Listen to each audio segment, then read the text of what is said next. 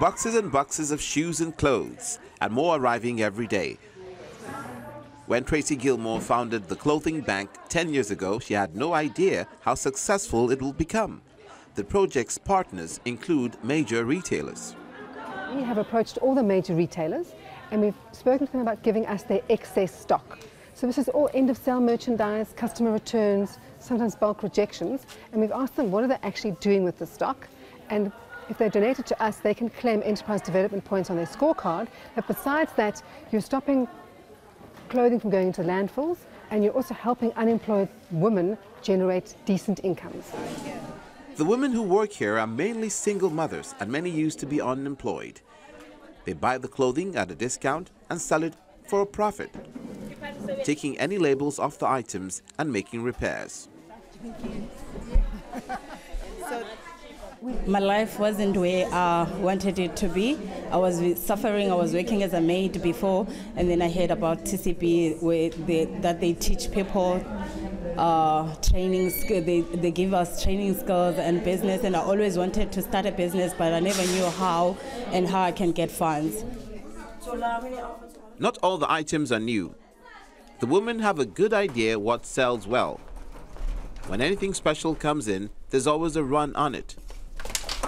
The project empowers the women financially, allowing them to build up their own micro-enterprises, and is also good for the environment.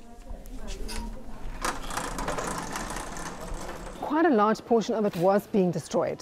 So it was being set on fire, or something was happening to it. So there's no, we've tried to investigate, there's no real concrete answers we can get, but you know, there is this huge amount of stock. We process about 160,000 items a month, just to give you the sense of scale.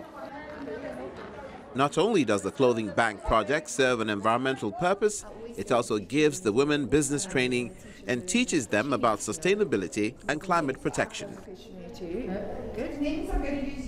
What we're doing this year is we're implementing an environmental module where we're going to be talking about recycling and being a responsible citizen. So that is in the development phase, and we're hoping to implement that from hopefully towards September this year.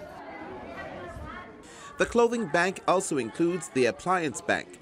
It follows the same principle as the Women's Project, giving unemployed men an opportunity to establish micro-enterprises by recycling electrical appliances.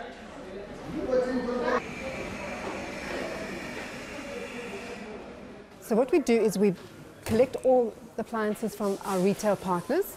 These are mostly customer returns. We bring them into our system, we debrand them, and we put them in our shop for resale. So we obviously have to grade them to see if they're repairable or not. Those that aren't repairable get recycled. Those that are repairable get sold in our shop at a very reduced rate, where the men come in, buy the stock, repair it, and on-sell it. The items donated to the Appliance Bank are not necessarily surplus stock, but items that are not worth the bother for repairing for manufacturers. Just to give you a sense of what we're recycling through the Appliance Bank, the men in our program made 5 million rands worth of profits in their businesses last year. So that's showing you that there's a huge amount of stock that would have gone into the landfill that is now being recycled and reused.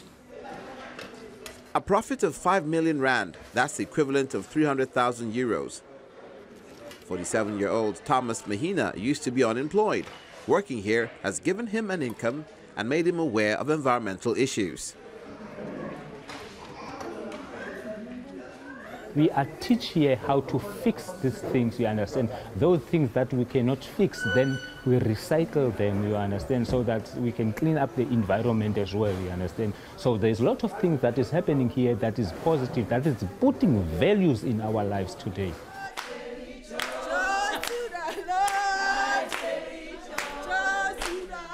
The Clothing Bank is a nurturing environment where there's always time for a bit of a dance before the next delivery arrives.